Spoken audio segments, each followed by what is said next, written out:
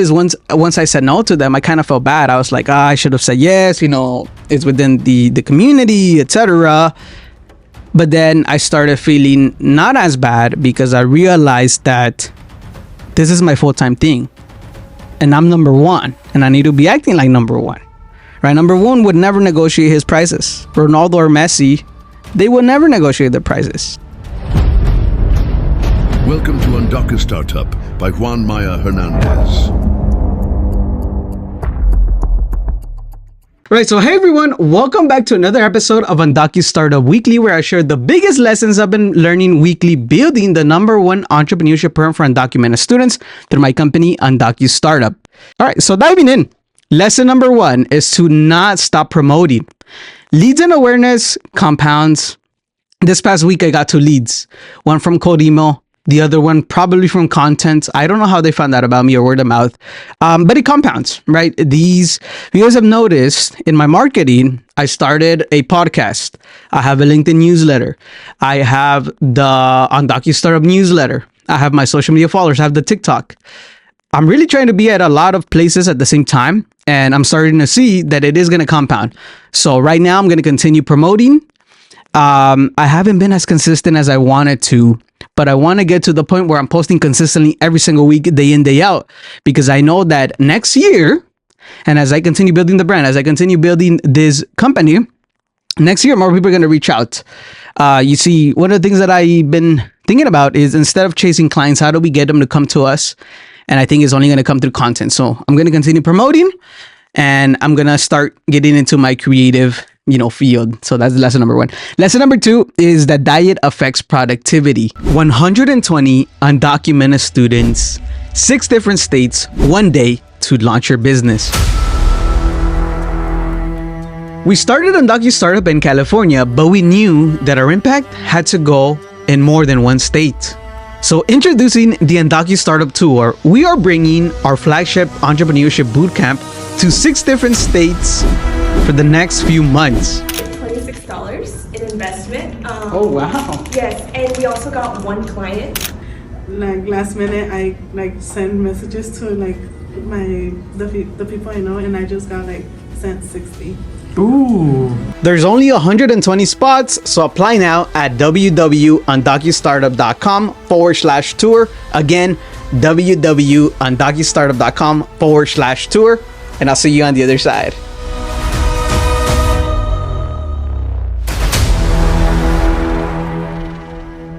I used to not believe that there's a correlation between what you eat versus your productivity.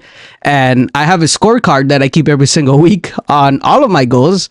And I realized that when I eat junk food, I'm not the most productive. So that's lesson number 2. I think if I want to continue to be productive, I need to make sure that I am eating the right things and getting enough sleep, getting enough water. It's also important if I want to get to the top, because sometimes I wake up sleepy. I don't even know why. So I don't want that to happen anymore.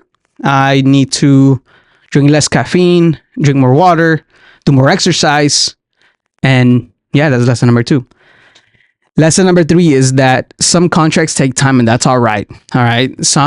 Because I work with institutions, organizations, nonprofits, sometimes there's a lot of concerns around funding because they don't necessarily control the money themselves. They have to talk to their team. But what I mean by some contracts take time, I mean that you also have to be patient, right? I had a client that reached out to me in November of last year. She used to work at a different organization. Now she works at a different one, a new one. And we've been having conversations. We checked in February, we checked in March. And this past week, she got back to me. She's like, you know what, Juan? I think I finally found the yes to running this program with my team, running this program with other people. And this is how we're going to collaborate it. And we're thinking of launching it on this date. What did this teach me? It taught me that you got to be patient as a founder. You also have to give things time because of funding and the climate and everything.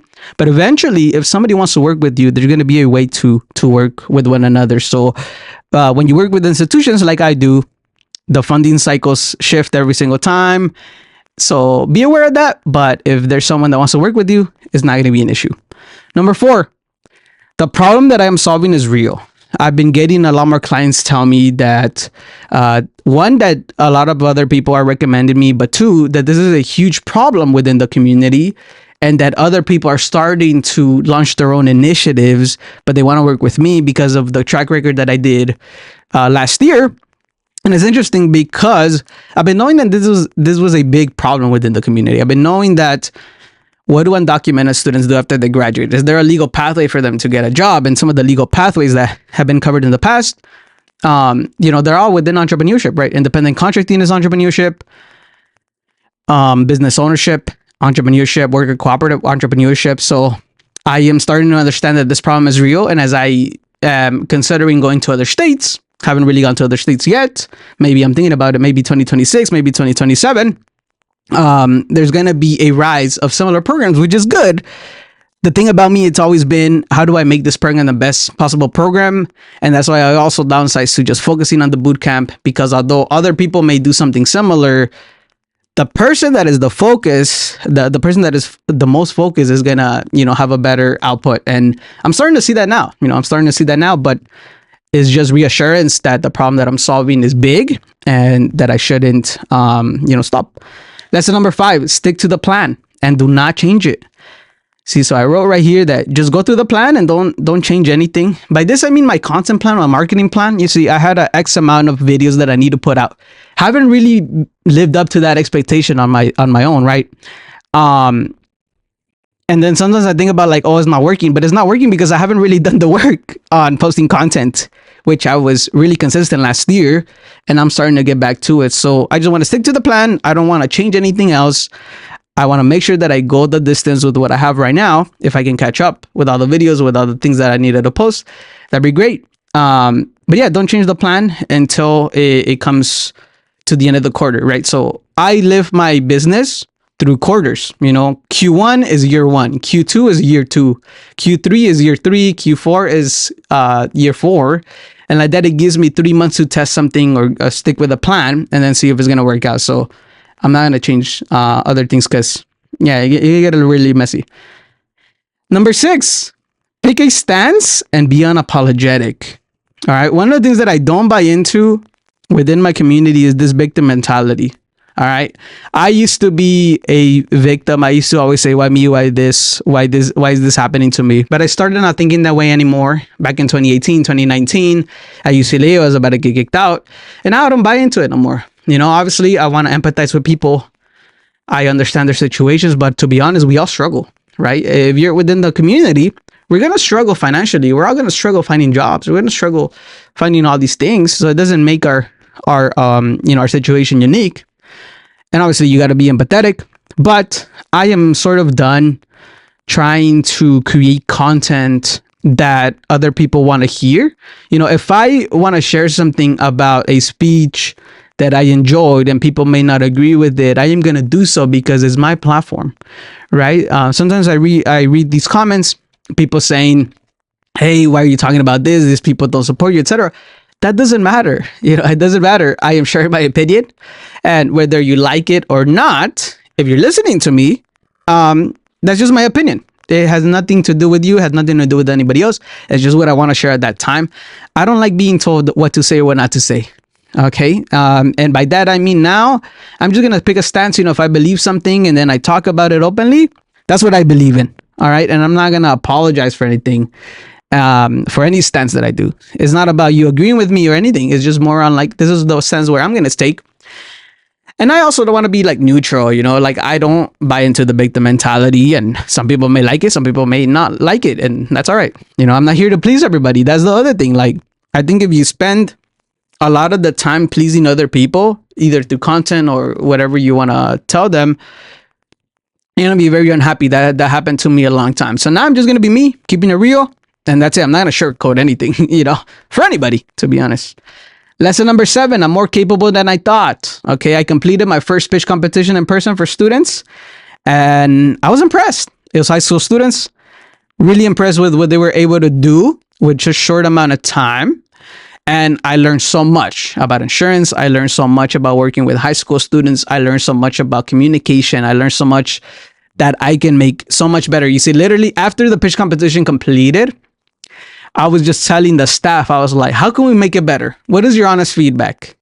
Right? Because I'm always in that state of mind to be like, okay, how can we make it better? And now I'm thinking, considering that in 2026, maybe 2027, I can start doing in-person pitch competitions with these organizations and community colleges that I work with, because I've already done it once. All right. And the only way you get better is you do it over and over and over again. So, I was a bit nervous about the pitch competition in person, but now that I did it, there was the judges.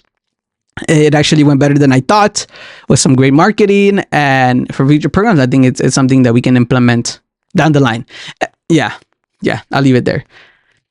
And then the last lesson is to scale. You must keep it simple. One thing that I realized is, if I want to get to my goal of impact on the number of people that I want to help, I need to keep it simple. All right, I need to keep it simple. My bootcamp is unique to me because it helps students launch a business idea in one day. And that is the one thing that I need to keep simple. With that, I want to just not make a lot of more changes. I just need to get better at that bootcamp itself. And if I make this program repeatable, and if I make this program have templates, if I understand step 1, step 2, step 3, it's going to make it easier for me to then either hire other people or find other ways to continue growing the brand, the company, because I laid down the foundation. So that's number 8. And the last one that I'll mention, so my camera actually died, but I do want to finish this video right now because I have other things to do. But the last lesson that I wanted to talk about was to never apologize for setting your standard. I got reached out by an organization and their budget was 1/10 of what I was asking. I had to make a decision to say, is this something that I want to do? And what is the opportunity cost of me doing this versus pursuing an opportunity that is going to pay me to my standard? When you set a price, right, you're solving something at that price. And if you negotiate, it makes the client think that your prices are negotiable. And I don't want that, right? I have a standard because I have a standard and I'm not willing to negotiate, you know? But what I found is once I said no to them, I kind of felt bad. I was like, I should have said yes, you know, it's within the community, etc. But then I started feeling not as bad because I realized that this is my full-time thing and I'm number one and I need to be acting like number one, right? Number one would never negotiate his prices. Ronaldo or Messi, they would never negotiate their prices. Why? Because they're number one, right? They're number one. If you want to be number one, you need to act like number one. And you also have to set standards and you got to be unapologetic about it. So I'll leave it at that. I hope that sort of made sense. But I hope you found this video helpful. Give me a thumbs up if you want me to do these video versions of everything nowadays. And remember, be motivated and stay motivated, baby. I'll talk to you soon.